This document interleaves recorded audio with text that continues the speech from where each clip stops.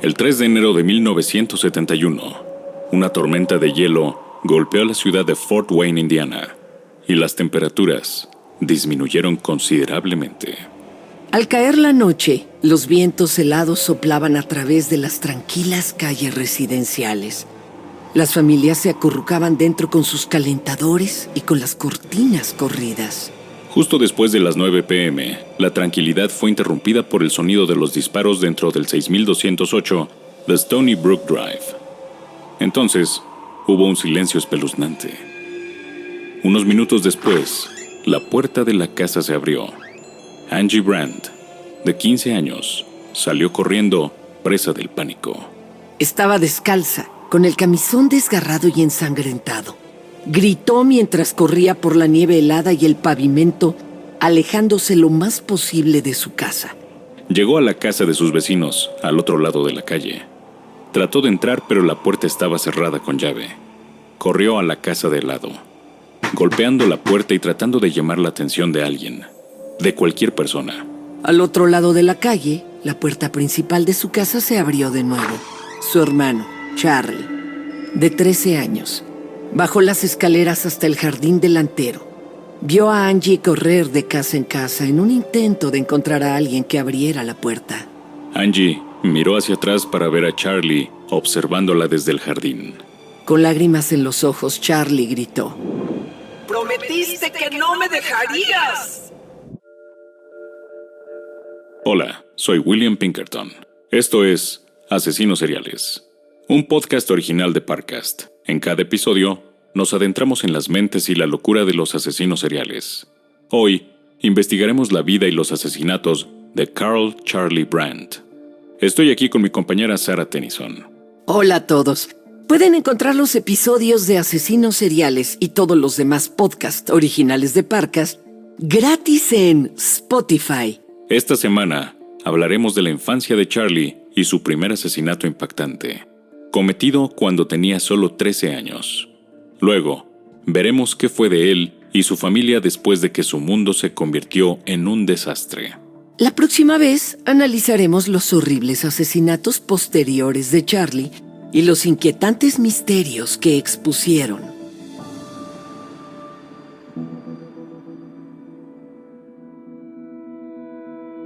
Durante la primera parte de su vida, Charlie Brandt nunca tuvo un lugar al que llamar hogar. Nació en Connecticut en 1956, pero en 1968 su familia se mudó a Indiana. Según un artículo de The Journal Gazette, él y sus hermanos a menudo tuvieron que cambiar de escuela. Cada vez que se sentía cómodo o empezaba a hacer amigos, tenía que empezar de nuevo en otra escuela nueva. Sus padres, Herbert e Ilse, eran inmigrantes alemanes que se mudaron a los Estados Unidos en 1955. Su padre trabajó como obrero para International Harvester, una compañía de manufactura agrícola. Herbert trabajaba durante el día y estudiaba de noche, eventualmente para obtener un título en ingeniería. Su nuevo título le permitió ascender en el International Harvester. Pero con cada ascenso tuvo que trasladar a su esposa e hijos a una nueva ciudad. Mientras que Herbert e Ilse Brandt dirigieron bien la mudanza a Indiana, Charlie no fue capaz de lidiar con ello tan efectivamente. Sarah se encargará de la psicología durante todo el episodio. Tengan en cuenta que no es una psicóloga titulada, pero ha investigado mucho para este programa. Gracias, Will. Según un informe de 2016 para la Fundación MacArthur por Rebecca Levine Coley y Melissa Cole, los cambios en la infancia pueden afectar negativamente el bienestar social y emocional de un niño, con efectos que empeoran con cada cambio adicional. El costo psicológico de los movimientos repetidos puede ser a largo plazo y permanecer durante años con un niño. Parece que estos efectos negativos se alojaron en Charlie Brandt. Asumió la mudanza de su familia y sus múltiples cambios de escuela con especial dureza, haciendo más grave lo que ya era una infancia difícil. Charlie no hizo amigos fácilmente. Era un niño dócil y con sobrepeso que luchaba por defenderse. Cambiar de escuela periódicamente hizo que sus problemas sociales se hicieran más evidentes y difíciles de superar. A pesar de esto, era buen estudiante y no mostraba signos de inestabilidad interna. pero se volvió cada vez más introvertido con el paso de los años. Para los observadores externos, Charlie Brandt parecía un niño bien educado, al que algunos describían como un niño de mamá y cuyo mejor amigo era el perro de la familia. Pero a su padre no le gustaba lo débil que parecía su hijo. En un intento por vincularse con Charlie y hacerlo más fuerte, lo llevó a viajes de caza anuales, junto con sus vacaciones familiares. En estas excursiones, le enseñó a su hijo a usar un rifle y a matar animales pequeños.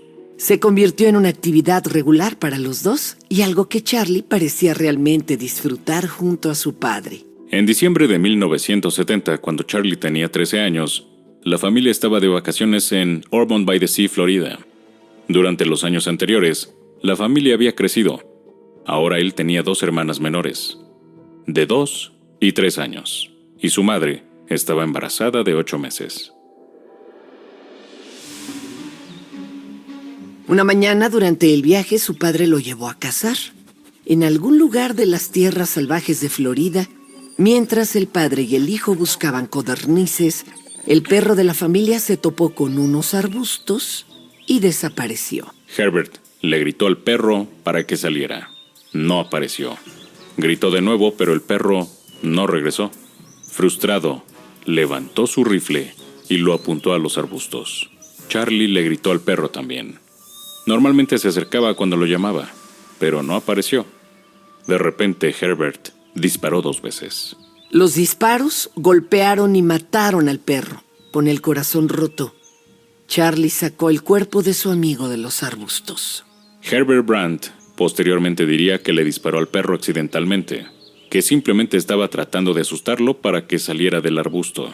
Pero según un libro sobre Charlie, llamado Asesino Invisible, el monstruo detrás de la máscara, también es posible que le disparara a la mascota en un intento de educar a su hijo y hacerlo menos dependiente emocionalmente del perro.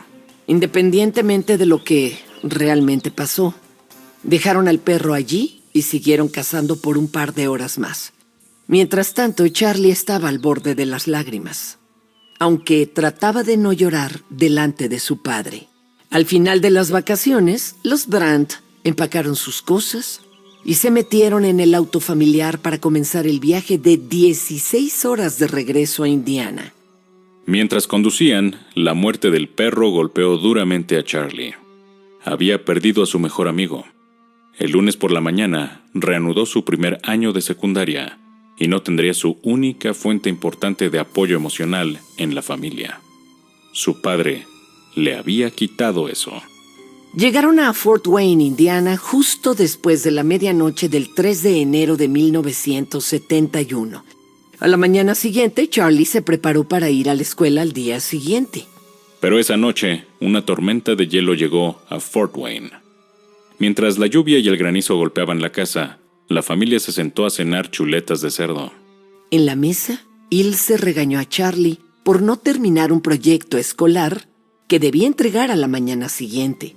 Le dijo que tenía que terminarlo antes de irse a la cama esa noche. Charlie asintió dócilmente y siguió comiendo.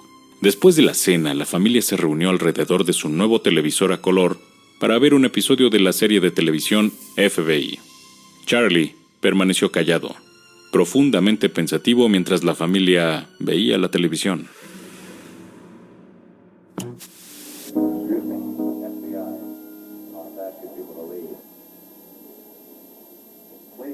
Cuando el programa terminó, la familia se separó. Los padres de Charlie pusieron a sus 2 hermanas menores, Jessica, de 3 años, y Melanie, de 2, en la cama, mientras que Angela, de 15 años, fue a leer un libro a su habitación. Charlie se quedó abajo en la mesa de la cocina, mientras trabajaba arduamente en su proyecto escolar. A través de las paredes podía oír a su madre preparar la bañera. Por lo demás, la casa estaba tranquila. Charlie estaba solo con sus pensamientos. Y esos pensamientos eran de rabia. Ideas oscuras y ansiosas atravesaban su cabeza.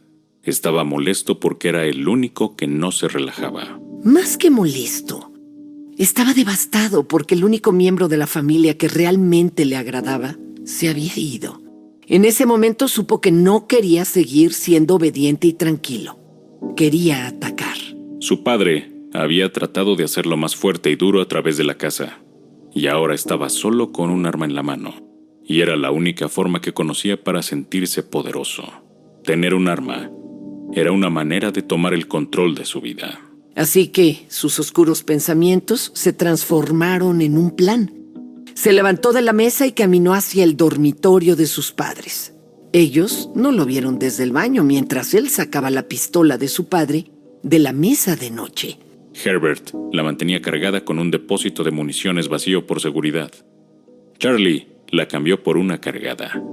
Luego, amartilló la pistola. Charlie regresó abajo y la escondió bajo un libro mientras preparaba su tarea. Pensaba en lo que iba a hacer y armaba un plan. Cuando terminó su trabajo escolar, tranquilamente cerró su libro y tomó la pistola. Lentamente subió a la habitación de sus padres. Cuando llegó al segundo piso, pasó por las habitaciones de sus hermanas y entró en la recámara de sus padres. Caminó hasta la puerta del baño. Dentro pudo ver a su padre de pie en el lavabo, afeitándose. Su madre leía una revista en la bañera. Se paró en el dormitorio por un momento. Miró a sus padres mientras charlaban felizmente. Ninguno de ellos notó a su hijo parado en la puerta. Y entonces, Charlie levantó el arma.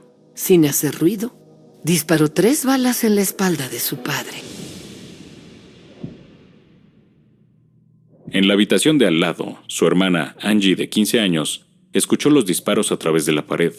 Sonaban como petardos, pero eso no tenía ningún sentido. Ella se levantó de la cama sin estar segura de lo que pasaba. Cuando escuchó a su padre gritarle a Charlie que se detuviera, supo que algo estaba terriblemente mal. Su madre gritó cuando Charlie entró en el baño y se acercó fríamente con el arma levantada hacia ella. Ella le rogó que se detuviera, pero él apretó el gatillo y le disparó varias veces. Con su última pizca de fuerza, ella le gritó a Angie para que llamara a la policía. A través de la pared la escuchó y corrió. Pero antes de que pudiera llegar a la puerta de su dormitorio, esta se abrió. Charlie se paró en la puerta mientras sostenía la pistola en sus manos. Angie lo miró aterrorizada. Sus ojos estaban vidriosos. Su expresión estaba perdida, como si estuviera en trance. Luego levantó el arma, apuntó a su hermana y apretó el gatillo. El arma se atascó y Charlie la tiró al suelo. Angie instintivamente la pateó debajo de la cama, en un intento de alejarla lo más posible. Pero Charlie no había terminado. Se abalanzó sobre su hermana agarrándose a su cuello mientras ella trataba de alejarlo. La dominó y la golpeó una y otra vez hasta que sangró. Con pánico, Angie golpeó y pateó a su hermano pequeño mientras sus dedos se enredaban en su garganta. En un intento desesperado de hacer que él se detuviera, ella gritó: «Te amo, Charlie, te quiero». Su expresión como en trance se desvaneció repentinamente del rostro de Charlie. Soltó el cuello de su hermana, miró a Angie y le preguntó: «¿Qué estoy haciendo?». Angie le dijo que le había disparado a sus padres. Charlie estaba confundido, no tenía claro lo que acababa de pasar. Ella le pidió que se alejara y le dijo que lo resolverían juntos, pero primero tenía que bajar. Charlie acompañó a Angie mientras ella bajaba lentamente las escaleras y temblaba con cada paso. Ella habló con él, trató de mantenerlo distraído. Le dijo que todo estaría bien, que se habían escapado juntos, que se habían ido de una comuna hippie. Cuando llegaron a la planta baja, Angie vio un hacha junto a la chimenea. Aterrorizada por lo que Charlie haría si la viera, lo llevó lejos de ella. Para distraerlo aún más, le pidió a Charlie que consiguiera mantas para sus hermanas pequeñas. Hacía frío afuera y sus hermanas las necesitarían cuando huyeran juntos. Charlie asintió con la cabeza y volvió a subir. Miró a Angie mientras lo hacía. A mitad de las escaleras se detuvo y le preguntó en voz baja: «No me vas a dejar solo, ¿verdad?». Angie, sollozando, le aseguró que no lo haría. Charlie le creyó y continuó subiendo las escaleras. Tan pronto como estuvo lo suficientemente lejos, ella corrió por la puerta principal. Descalza y ensangrentada, corrió por las escaleras y se alejó de la casa. Mientras corría a través de la tormenta de nieve, gritaba tan fuerte como podía, en un intento de llamar la atención de alguien. Llegó a la casa de enfrente tan aterrorizada de que su hermano fuera a buscarla, de que no se molestó en llamar a la puerta, solo intentó abrirla y entrar. Pero la puerta estaba cerrada con llave, así que Angie corrió a la siguiente puerta. Mientras lo hacía, miró hacia su propia casa y vio a Charlie parado en el césped, observándola con lágrimas en los ojos y una mirada de traición en su rostro. Charlie lloró y la llamó, acusándola de romper su promesa, pero Angie siguió corriendo. Intentó una casa más antes de que finalmente encontrara una puerta sin llave y se apresurara a entrar.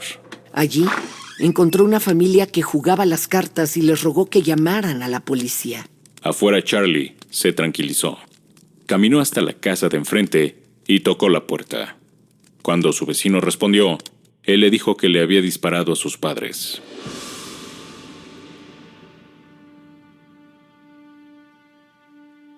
Dentro de la casa de los Brandt, Herbert, de 39 años, encontró la fuerza para arrastrarse por el suelo. A pesar de las 3 heridas de bala en su espalda, se las arregló para llegar a su teléfono de cabecera y llamar al 911. Cuando el teléfono sonó, se tropezó con la puerta del dormitorio y la cerró con llave en caso de que su hijo regresara para terminar lo que había empezado. Minutos después, la policía llegó a la escena. Mientras Herbert Brandt era llevado a una ambulancia, le dijo a los 2 policías que su hijo había sido el que disparó, pero no tenía ni idea de por qué lo había atacado. Charlie fue puesto bajo custodia inmediatamente.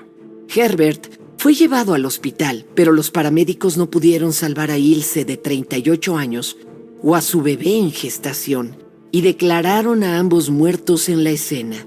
Mientras los investigadores descifraban lo que había sucedido esa noche, los motivos de Charlie Brandt, de 13 años, eran un misterio para todos los involucrados, incluido, aparentemente, él mismo. Ni su padre, ni su hermana, ni nadie que lo conociera podía pensar en alguna razón por la que quisiera que sus padres murieran. Su extraño y confuso comportamiento no se detuvo en el ataque. Unos días después del tiroteo, un policía llevó a Charlie al hospital para visitar a su padre. En el camino, el joven pidió permiso para llorar y el oficial se lo concedió. Mientras visitaba a su padre, se disculpó por lo que había hecho. Herbert aceptó sus disculpas y perdonó a su hijo. A cambio, se disculpó por matar al perro de la familia y prometió que visitaría a Charlie donde fuera enviado. Charlie asistió al funeral de su madre con las piernas encadenadas, custodiado por la policía. Otros miembros de la familia y amigos estaban perturbados por su presencia y por su extraña falta de compasión. Parecía carecer de remordimientos.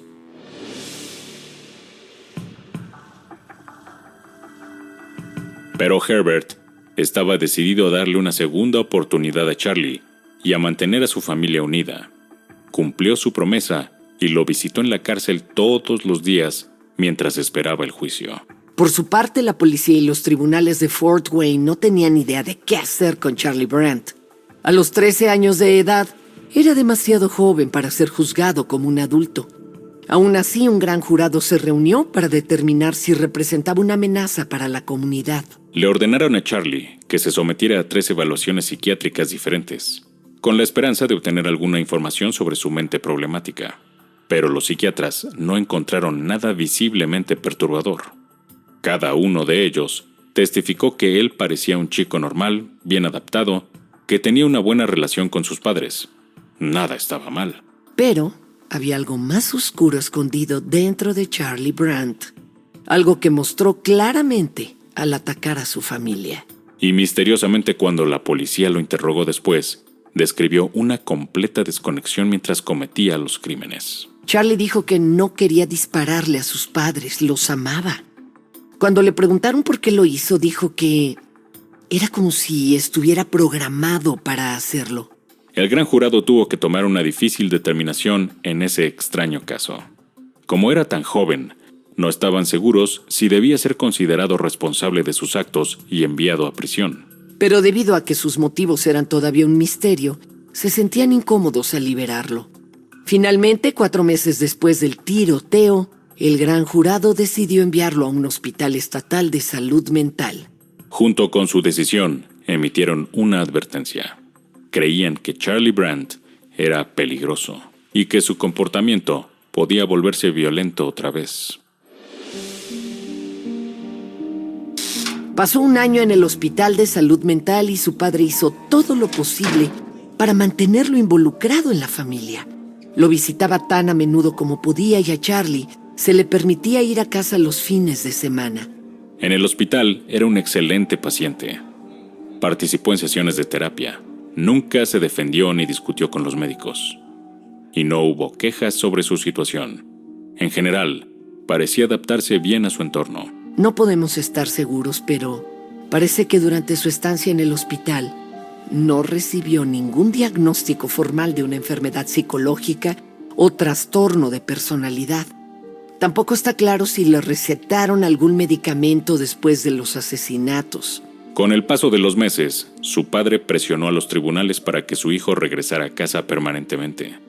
Finalmente, después de un año de buena conducta y de una estrecha supervisión de los médicos, las autoridades determinaron que Charlie ya no presentaba una amenaza para su familia o para alguien más.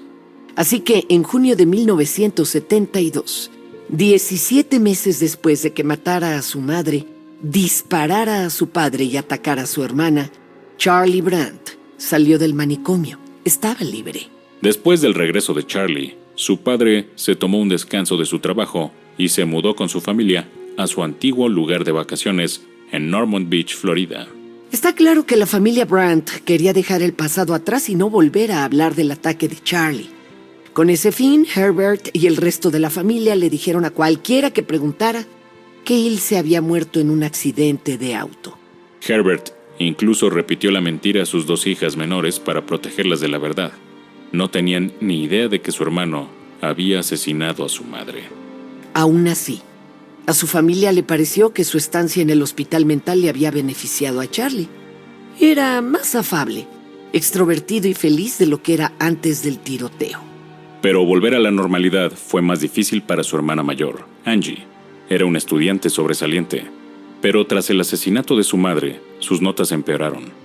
En 1972, cuando Charlie regresó a casa, ella dejó la escuela para ayudar a cuidar a sus hermanas menores. A pesar de todo lo que había hecho, seguía comprometida con su hermano. Tal vez se sentía culpable por haber huido esa noche, por abandonarlo en la nieve, así que hizo todo lo posible por apoyarlo.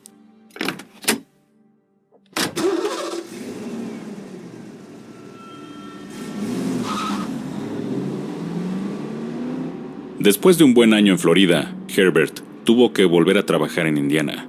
Se llevó a sus dos hijas menores con él, pero le pareció conveniente que Charlie se quedara para terminar la secundaria. Sus abuelos se mudaron de Alemania para quedarse con él, mientras que Angie, ahora de 18 años, se fue a vivir sola. A los 16 años, Charlie manejó bien la separación de su familia. Salió de su aislamiento y tuvo una vida social activa. En la escuela adquirió una reputación de ser pasivo y no violento. Ni siquiera intentó luchar contra los acosadores. Ninguno de sus amigos hubiera imaginado que su pasado era oscuro. Su único amigo que sabía la verdad era Jim Graves. Angie y Jim fueron novios en el instituto y se casaron jóvenes. Así que le contó lo que hizo Charlie, pero le pidió que lo mantuviera en secreto. A Jim no le molestaba mucho la verdad.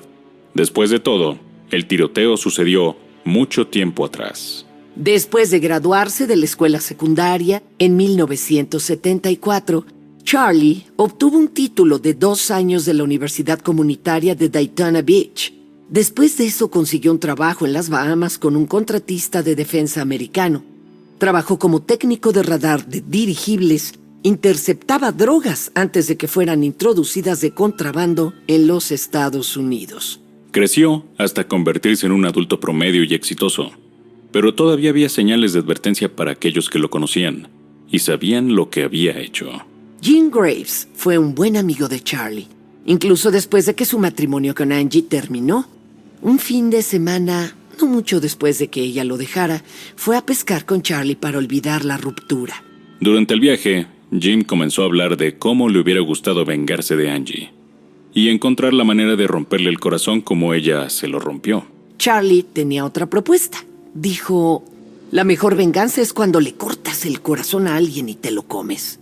Jim pensó que el comentario era extraño, pero trató de no juzgar a Charlie basado en su pasado. Sin embargo, no fue la única cosa extraña que notó en su amigo. Cada vez que atrapaba un pez, él siempre se aseguraba de cortarlo cuidadosamente con precisión mientras estaba vivo. Un hábito inusual para un pescador. Un estudio de 1986 sobre asesinos convictos publicado en el Diario de Violencia Interpersonal encontró que los traumas no resueltos de la infancia pueden hacer que algunas personas encuentren consuelo en fantasías violentas que giran en torno a la dominación y el control. Con el tiempo, estas fantasías pueden llegar a ser tan poderosas que el individuo no siente otra opción que actuar en ellas.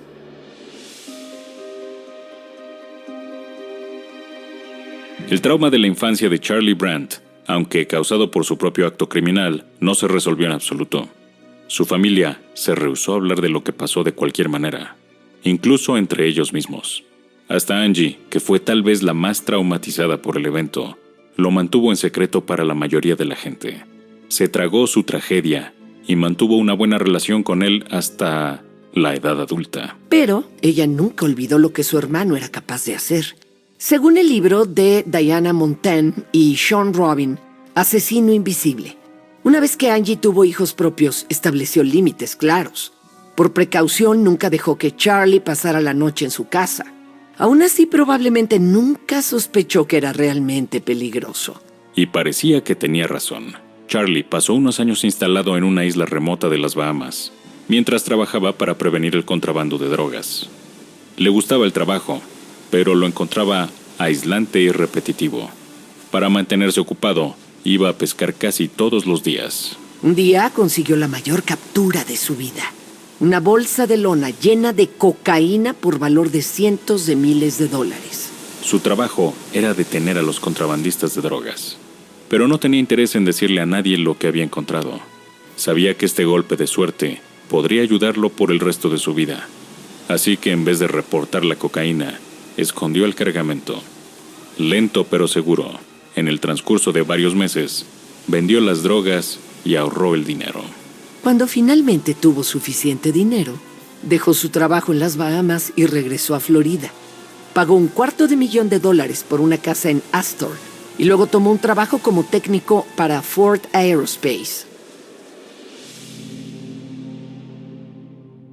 A principios de 1985, Charlie era la imagen del joven exitoso. Era dueño de una casa, tenía un trabajo cómodo y tenía suficiente dinero para vivir cómodamente. No solo había superado la tragedia de su infancia, sino que parecía prosperar. Solo faltaba una cosa en su vida, una compañera. Así que acudió a su viejo amigo Jim Graves en busca de ayuda. Charlie le dijo que después de años en una isla, estaba listo para volver a salir con alguien. Él accedió a arreglarle una cita. En abril de ese año, Jim y su novia Nancy invitaron a Charlie a tomar unas copas en la playa de Daytona. Allí le presentaron a la compañera de cuarto de Nancy, una gerente de una tienda minorista llamada Terry Helfrich. Los dos se llevaron bien inmediatamente. Charlie se sintió atraído por la personalidad optimista y enérgica de Terry. Al final del verano, se mudaron juntos. La relación entre Charlie y Terry se desarrolló rápidamente y parecía idílica. A principios de 1986, él le dijo a sus amigos y familiares que quería proponerle matrimonio.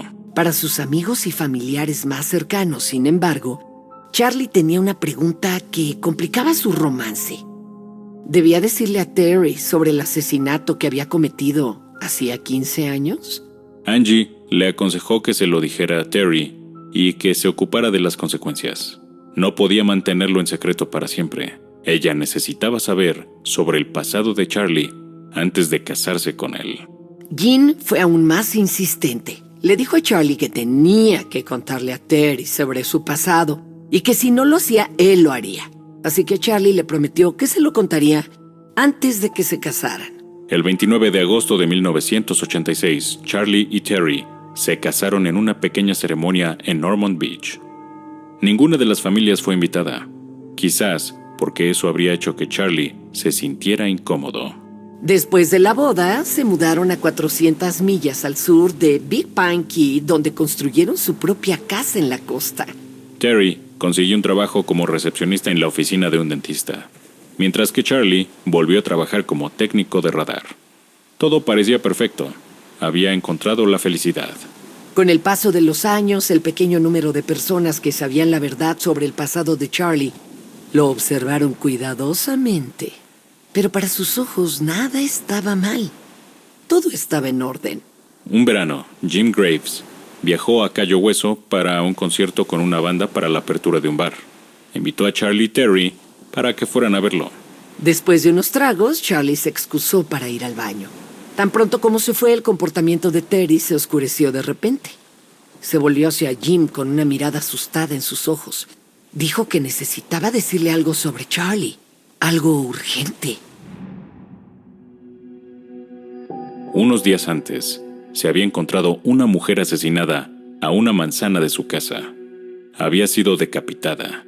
Le habían arrancado el corazón y luego su cuerpo fue mutilado. Fue dejado en un bote bajo un puente. Y eso no fue todo.